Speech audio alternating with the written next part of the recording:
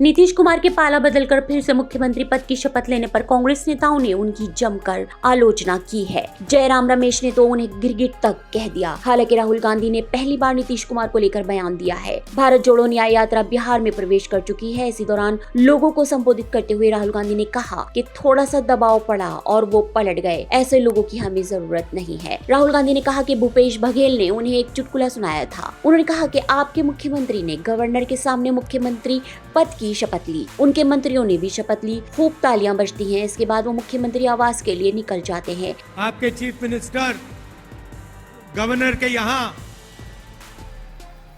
Swearing in के लिए गए। बड़ा धूमधाम था। वहां पे बीजेपी के नेता बैठे थे, गवर्नर साहब बैठे थे, सब एमएलए बैठे थे। स्वेरिंग इन होती है, शपथ लेते हैं चीफ मिनिस्टर का।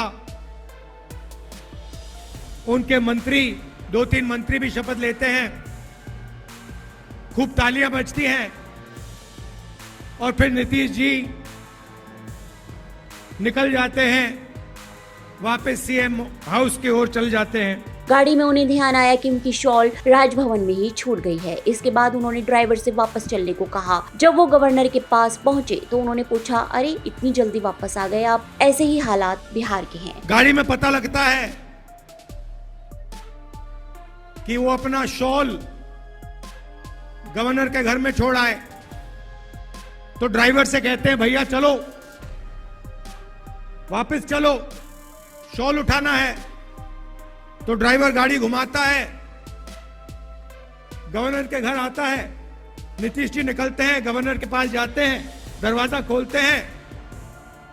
गवर्नर कहते हैं, भाई इतनी जल्दी वापस आ गए? तो ये हालत है बिहार की। थोड़ा सा दबाव पड़ा नहीं कि यू टर्न ले लिया। थोड़ा सा दबाव पड़ता है और यू टर्न ले लेते हैं।